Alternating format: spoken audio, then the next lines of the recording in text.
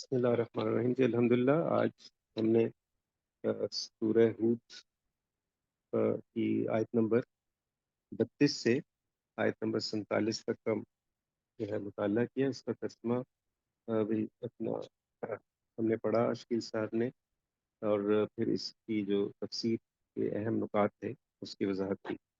تو اس میں ہم نے وہی جو حضرت نوح علیہ السلام کا جو ہے قصہ، وہ اس کی تفصیلات ہیں، اس طریقے سے وہ سارا واقعہ جو ہے وہ رونما ہوا. اور اس میں حضرت نوح علیہ السلام کی قوم جو تھی، جو کہ ان میں سے وہ لوگ جو کہ موسٹلی مشرک تھے اور انہوں نے دعوت کو قبول نہیں کیا، ان کا کیا انجام ہوا. تو یہ بڑی وضاحت سے یہاں پہ انہوں جو ہے وہ بیان ہو گیا ہے. اب اس کے سوال جواب کا سلسلہ ہم شروع کرتے ہیں. یہ سیشن اس میں ایک میرا چھوٹا سا سوال تھا، کیونکہ یہاں پہ ایک بڑا اہم ایک نقطہ یہ آیا تھا کہ حضرت نوح علیہ السلام کا جو ان کے 4 بیٹے تھے، ان میں سے ایک بیٹا، اور ان کی جو ان کی زوجہ تھیں، وہ کشتی میں سوار نہیں ہوئے تھے، اور انہوں نے خود انکار کر دیا تھا ان کے بیٹے نے. آل دو حضرت نوح علیہ السلام نے ان کو دعوت بھی دی کہ بھئی آپ آ جائیں، لیکن وہ نہیں آئے. اور پھر حضرت اس میں اس کا وہ بھی ڈوب گیا جب وہ طوفان آیا. تو بعد میں حضرت نوح علیہ السلام نے اللہ تعالیٰ سے بھی درخواست کی کہ بھی میرے بیٹے کو آپ بچا لیں، لیکن اللہ تعالیٰ نے پھر بتایا کہ بھی آپ ان کی حقیقت سے جو ہے وہ آپ کو ان کی حقیقت کا نہیں پتہ، وہ اصل میں وہ کافر نہیں ہے. تو اس میں ایسے شخص کے لیے دعا بھی آپ کو نہیں کرنی چاہیے. تو یہاں سے ایک سوال چھوٹا سا میرا شکیل صاحب آتا ہے ذہن میں کہ آج کل کی دنیا میں ہم جہاں رہ رہے ہیں، یہاں پہ ہماری الیک سلیک ایسے لوگوں سے بھی ہو جاتی ہے جو مسلمان نہیں ہیں، جو ہمیں پتہ ہے کہ وہ کافر ہیں، نان مسلمز ہیں. تو اگر ہم کسی کافر جاننے والے کو دیکھیں کہ وہ کسی پرابلم میں ہے، بیمار ہے، یا اس کا کوئی اور مسئلہ ہے، تو کیا اس کے حق میں ہم دعا کر سکتے ہیں؟ کیا اس کی اجازت ہے؟ جی بالکل اجازت ہے. ایک ہے کہ کسی کافر کے کوئی کسی دنیاوی مشکل میں آیا ہوا ہے، اور وہ آپ دیکھ رہے ہیں، تو انسانی ہمدردی کا تقاضا ہے کہ جو ہے وہ آپ اگر خاص طور پہ اگر وہ آپ سے ریکویسٹ کر دیتا ہے تو پھر تو لازم ہو جاتا ہے، لیکن جو ہے وہ اگر نہیں بھی ریکویسٹ کرتا تو بھی آپ کسی کو تکلیف میں دیکھتے ہیں، آپ کی اس کے ساتھ کوئی الیک سلیک ہے، تو بالکل کر سکتے ہیں. اللہ تعالیٰ جو ہے وہ سب کو شفا دیتا ہے، تو وہ بھی شفا دے دے گا آپ کو. اس کو آپ کے دعا کرنے سے ہو سکتا ہے اس کو شفا مل جائے، تو اس لیے جو ہے وہ کوئی اس میں حرج نہیں ہے. ٹھیک ہے جی، یہ تو کلیئر ہو گیا.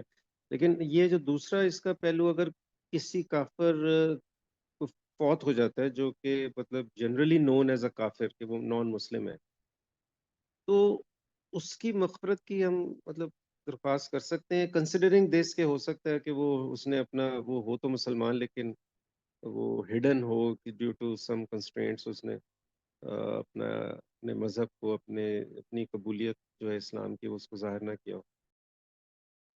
نہیں، کیونکہ جو ہے وہ مغفرت جو ہے وہ صرف اللہ تعالیٰ نے کلیئرٹی کے ساتھ قرآن مجید میں بہت جگہ بتا دیا ہے کہ مرنے کے بعد کی جو مغفرت ہے وہ صرف اللہ تعالیٰ مومنوں کو عطا فرمائے گا.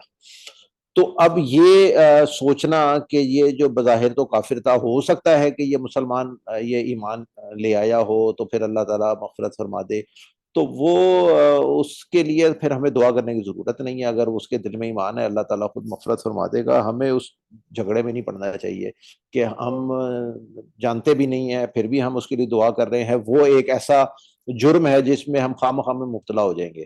اللہ تعالیٰ کو پسند نہیں ہے کہ کافروں کی مغفرت کی دعا کی جائے. تو اس پرسیپشن پہ کہ جی ہو سکتا ہے کہ وہ مسلمان ہو، ہم کسی کے لیے دعا نہیں ہمیں نہیں کرنی چاہیے. اگر وہ ایمان لے آیا تھا تو اللہ تعالیٰ خود ہی مغفرت فرما دے گا، ہمیں پھر اس کے لیے پریشان ہونے کی صورت بھی نہیں ہے. ٹھیک ہو گیا جی، زبردست. پارٹیسپینٹ میں جی کسی کا سوال کوئی ہے تو وہ کر لیں. آج کے لیکچر کے حوالے سے اگر کوئی سوال ہے یا کوئی ضمناً سوال پوچھنا چاہتے ہیں تو پارٹیسپینٹ میں وہی صاحب، سر ایک دو عارف چھوٹے صاحب، چھوٹے سوال ہیں. جو لوگ ہیں ان کے ذہن میں کوئی سوال ہے تو پوچھ سکتے ہیں، اگر نہیں ہے تو پھر مجھے بتا دیں. جی جی حکم کریں وہی صاحب. جی سر، ایک یہ جو طوفان آیا تھا اس کی ڈیوریشن کا ہے کہیں ذکر کہ کتنی دیر یہ چلا؟ نہیں، کوئی ذکر نہیں ہے کہ کتنی دیر یہ چلا. تو بظاہر جو ہے نا، آپ دیکھیے کہ یہ کشتی ہے جو کہ چلی ہے موصل سے، ٹھیک ہے، اور یہ صرف چل رہی ہے ہوا کے زور کے اوپر، اور یہ گئی ہے ترکی اور آرمینیا کی سرحد تک. تو اس سے آپ اندازہ لگا لیں کہ مہینہ کے قریب تو یہ اس کو ایٹ لیسٹ لگنا چاہیے یہ اتنا فاصلہ طے کرنے کے لیے عام حالات میں. تو اس سے یہ اندازہ لگایا جا سکتا ہے کہ اس عرصے میں وہاں پہ انہوں نے وہ جو کچھ بھی تباہی پھرنی تھی وہ پھر گئی. اور وہ ایسا زبردست طوفان تھا جیسے میں نے بتایا کہ وہ اس کے آثار آج تک پائے جاتے ہیں، حالانکہ اس بات کو جو ہے وہ کئی ہزار سال گزر چکے ہیں. تو طوفان تو بہت زبردست تھا، لیکن یہ کہ اندازہ ہے جو میں بتا رہا ہوں آپ کو، لیکن قرآن حکیم میں کوئی ذکر نہیں ہے اس کا. اچھا جی. اچھا، دوسرا یہ تھا کہ یہ شاید ہم اس وہ آگے پڑھیں بھی شاید، مجھے پتا نہیں، لیکن جب طوفان ختم ہو گیا اور جو لوگ بچ گئے جو ایمان والے تھے، تو اس کے بعد آگے ان کا کیا ہوا؟ کہیں اس کا ذکر ہے کہ حضرت نوح علیہ الصلوۃ والسلام اس کے بعد کتنی دیر تک جو ہے وہ حیات رہے، اور جو ہے وہ آگے جو مسلمان تھے یا جو اس وقت ایمان والے تھے ان کا کیا ہوا؟ وہ ہم اگلے لیکچر میں مختصراً تو اس کو دیکھیں گے، لیکن میں آپ کو ویسے بتا دیتا ہوں کہ 3 بیٹے حضرت نوح علیہ السلام کے اس میں نے سے بتایا، سام، حام اور یافس، یہ 3 بیٹے سوار تھے. تو سام جو تھے ان کے صاحبزادے وہ کچھ عرصہ ظاہر ہے جہاں پہ وہ رہے، کچھ عرصے کے بعد جو ہے وہ مائگریٹ کر کے چلے گئے عریبین پیننسولا میں. وہ ہم نے پڑھا تھا، وہ سارا وہ علاقہ جو میں نے آپ کو دکھایا پچھلے لیکچر میں. وہ تو حضرت ابراہیم علیہ السلام بھی سامی تھے، تو اس کا مطلب ہے کہ حضرت اسماعیل علیہ السلام بھی سامی، آپ صلی اللہ علیہ وسلم بھی انہی کی اولاد میں سے. پھر جو ہے وہ حضرت حود علیہ السلام، حضرت صالح علیہ السلام کی قوم، اور یہ حضرت شعیب علیہ السلام کی قوم، یہ سارے کے سارے یہ علاقہ جو تھا وہ عربوں کا، یہ سامی نسل سے تھا. پھر جو ہے وہ جو حضرت جو یافس تھے، یہ چلے گئے جو نارتھ کی سائڈ پہ. نارتھ کی سائڈ سے مراد یہ ہے کہ جو وہاں سے ایسٹ اور ویسٹ میں یہ پھیل گئے. ایسٹ میں جب گئے تو وہاں پہ رشیا اور پھر چائنا اور یہ والے علاقے، اور لیفٹ میں گئے تو پھر یہ جو اسکینڈینیوین کنٹریز کا جو علاقہ ہے وہ والا. تو یہ جو ہے یہ اس نسل سے تعلق رکھتے ہیں، یعنی نارڈک نسل جو کہلائی بعد میں. جو تیسرے حام تھے وہ وہیں سے ایسٹ اور ویسٹ میں پھیلے. ایسٹ میں یعنی وہ ایران اور پھر ہندوستان اور اس علاقے میں آئے. دوسری طرف جو ہے یہی چلے گئے یہ جو مصر ہے، اور پھر جو ایسٹرن یورپ ہے، اور جو افریقہ ہے وہ والا علاقہ. تو یہ والے جو ہے یہ ان کو آپ کہہ لیں آریان نسل جو جہاں سے نکلی ہے، یہ وہ والے علاقے ہیں.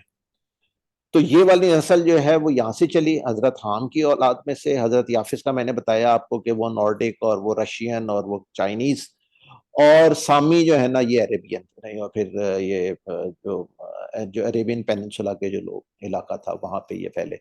حضرت نوح علیہ السلام کے ساتھ جو باقی کے افراد تھے وہ ان کی اولادیں بھی ظاہر ہوئی ہوں گی، تو وہ ان کے بارے میں ہسٹری میں کچھ ہے نہیں، اس لیے آئی ڈونٹ نو کہ ان کے بارے میں کہ وہ کہاں پہ رہے یا کیا ہوا.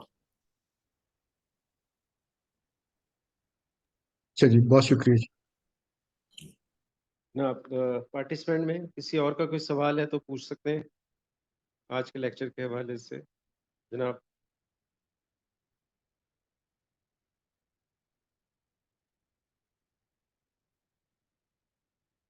جی وہ پچھلی مزید ریکارڈنگز کا پوچھنا تھا، وہ کیسے کب ملیں گی؟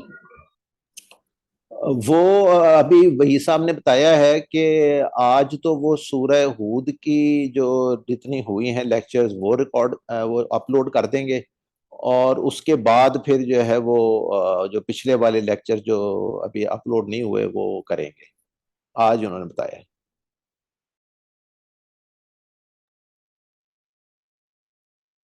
اچھا شکیل صاحب، ایک چھوٹا سا ذہن میں سوال آ رہا تھا کہ یہ جو واقعہ حضرت نوح علیہ السلام کا، یہ جو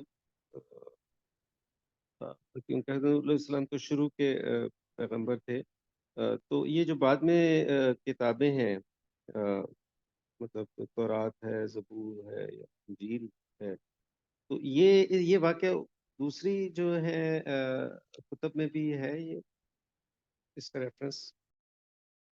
جی بالکل ہے، بالکل ہے حضرت۔ پہلی کتاب تو حضرت موسیٰ علیہ السلام کے اوپر نازل ہوئی تھی، اس کے اندر بھی یہ واقعہ موجود ہے، یعنی جو تورا ہے یا جس کو اولڈ ٹیسٹامنٹ کہہ لیں، اس کے اندر بھی ہے۔ بہت شکریہ جی۔ اور مزید کوئی سوال نہیں ہے پارٹیسپینٹ کا؟ تو پھر آج کے اس سیشن کو یہاں پہ ختم کرتے ہیں، ٹھیک ہے جی؟ ٹھیک ہے اور سر۔ اس دعا کے ساتھ ختم کرتے ہیں کہ اللہ تعالی ہمیں قرآن پاک کو پڑھنے کی، سمجھنے کی، اس پر عمل کرنے کی، اور آسان طریقے سے اللہ تعالیٰ کے پیغام کو آگے پہنچانے کی توفیق عطا فرمائے۔